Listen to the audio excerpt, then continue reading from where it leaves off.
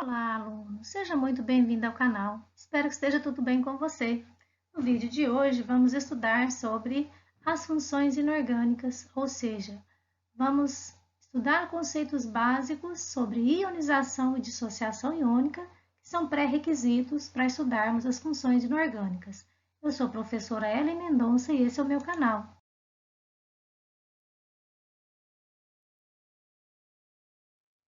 Antes de começarmos, gostaria de convidar você para fazer parte do meu time. Então, para isso, se inscreva e ative o sininho. Assim, saberá quando tem novidades no canal. E peço também que me faça duas gentilezas. Uma, você vai ajudar a mim a continuar com o canal. E o outro, você vai ajudar outras pessoas.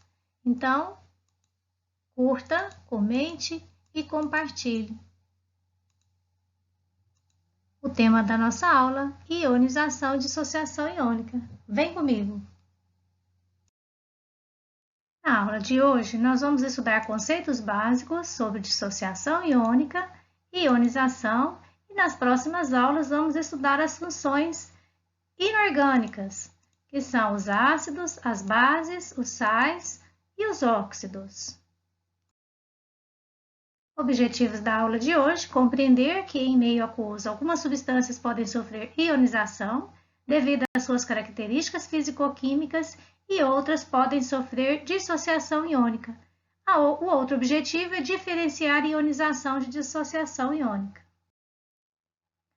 As substâncias químicas, elas são estudadas pela química inorgânica.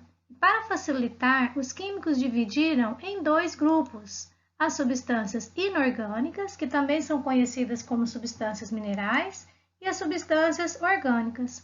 As substâncias orgânicas são os compostos que contêm carbono. E as substâncias inorgânicas, elas se subdividem em dois grupos: os compostos que não contêm carbono e os compostos que contêm carbono. Bom, mas aí parece que ficou confuso, não? Não. A questão é porque existem compostos que contém carbono,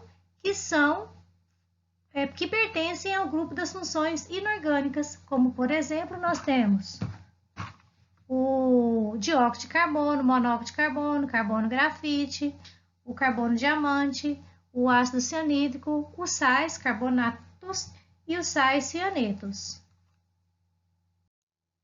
E para cada um desses grupos, são chamados de função inorgânica. Antes, porém, de iniciarmos o estudo das funções químicas inorgânicas, vamos entender a teoria da dissociação iônica de Arrhenius. Arrhenius, em seus experimentos, verificou no fim do século XIX que algumas soluções aquosas conduziam corrente elétrica e outras não. Por exemplo, uma solução de água e açúcar é um composto, o açúcar é um composto iônico, ou seja, ele não se ioniza nem se dissocia, ou seja, ele é um não eletrólito.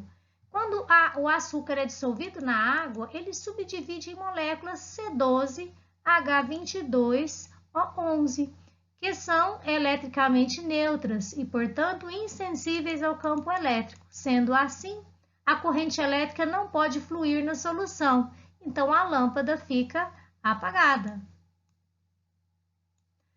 Já no caso do HCl, que é um composto iônico, a lâmpada se mantém apagada, provando que a solução de água e açúcar não permite a passagem da corrente elétrica, pois o açúcar é uma solução não eletrolítica. Outro exemplo é do NaCl, que é uma solução de sal comum. Quando o sal comum é em contato com a água, ele se ioniza, ele libera os seus íons.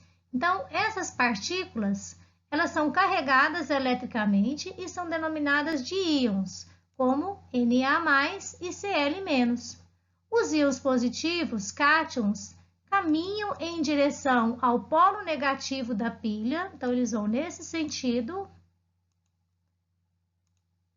Perdão, deixa eu pegar um lápis aqui. Eles vão nesse sentido, os íons positivos, no caso, os cátions Na+, permitindo com que os íons negativos ânions caminhem em direção ao polo positivo, que no caso é o cloreto, o íon cloreto, que é o Cl-. Desse modo, a corrente elétrica pode fluir na solução. Como o circuito elétrico não fica interrompido, a lâmpada se acende. Então, nesse caso, a lâmpada fica acesa, porque existem íons livres em solução aquosa. A lâmpada se acende, no caso da solução de água e sal comum, provando que a solução de água e sal permite a passagem da corrente elétrica. Então, ela é uma solução eletrolítica. Da mesma forma, acontece com o HCl. Ele é um composto molecular que se ioniza em íons cátion H+, e ânion Cl-, que vão fluir também. Os cátions H+ vão no sentido do polo negativo da pilha, enquanto que os elétrons saem do polo positivo e vêm para a solução, permitindo aí o fluxo da corrente elétrica. O exemplo, no caso dado do NaCl dissolvido em água, quando ele é dissolvido, lembre-se que dissolver é o ato de fazer uma solução. Os íons presentes no retículo cristalino são separados por ação da água, e esse processo damos o nome de dissociação iônica ou dissociação eletrolítica. Então, nós podemos definir o que são eletrólitos. Eletrólitos são substâncias que, ao se dissolverem na água, formam uma solução que conduz corrente elétrica. O exemplo dado é o NaCl. E os não eletrólitos são substâncias que formam com a água uma solução que não conduz corrente elétrica, como no caso do açúcar. Vamos ver agora o caso do NaCl em nível microscópico. Quando o cloreto de sódio é dissolvido em água, observe que os íons presentes no seu retículo cristalino são separados por ação da água. E este processo damos o nome da dissociação iônica. Então, nós temos moléculas de água, temos cristal se dissolvendo, o ânion cloreto envolto por moléculas de água, então ele está hidratado nesse caso, e os cátions de sódio envolto por moléculas de água hidratado. Como o cátion tem NOx mais positivo, ou seja, adquire uma carga positiva, então as moléculas de água, que no caso o oxigênio está representado em vermelho, ficam envolto do cátion. O que ocorre é com os ânions cloreto. Então, percebe-se que a molécula de água ela tem seus átomos de hidrogênio voltados para o ânion. Aqui nós temos o cristal se dissolvendo. Nesse caso do composto iônico, os íons estão presos num retículo cristalino. Aqui a gente já percebe o cristal se dissolvendo e liberando esses íons. Aqui nós temos um íon cloreto, aqui nós temos um íon de cátion de sódio. Vamos ver a ionização. O exemplo do HCl se dissolve em água, suas moléculas não são separadas e se dispersam na água, mas também elas são quebradas sob a ação desse líquido.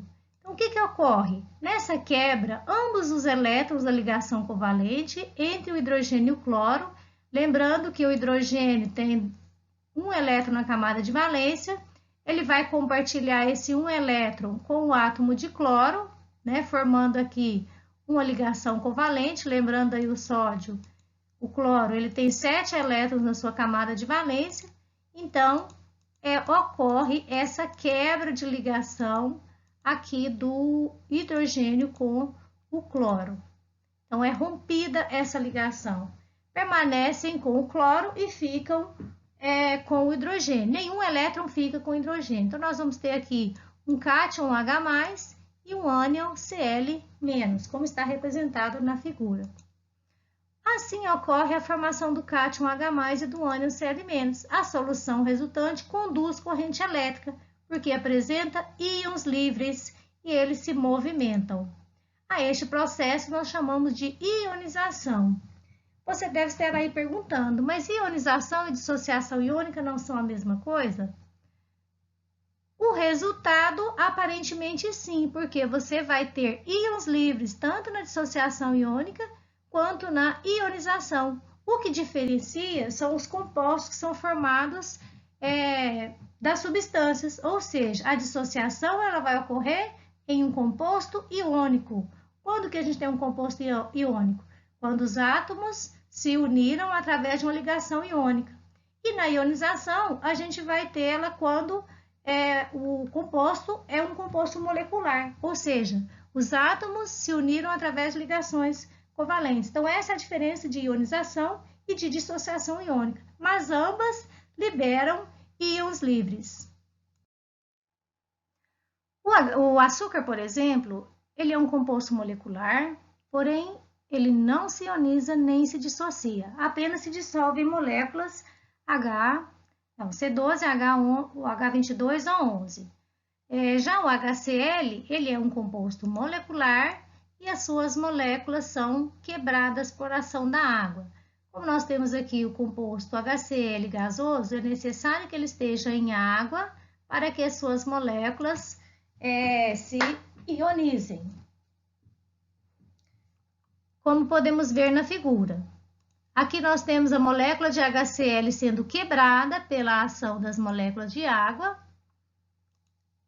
O cátion H+ hidratado, a gente percebe que o oxigênio da molécula de água está voltada para o cátion H+, uma vez que ele é a parte da molécula que é mais eletronegativa, onde tem o oxigênio. E aqui nós podemos ver o ânion cloreto hidratado. Já nesse caso, como o hidrogênio é a parte menos eletronegativa, então ela é atraída pelo ânion cloreto. Assim nós finalizamos a nossa aula, espero que você tenha entendido aí os conceitos de ionização e dissociação iônica. Espero também que você tenha entendido a diferença que existe entre os dois. Se for necessário, reveja a aula.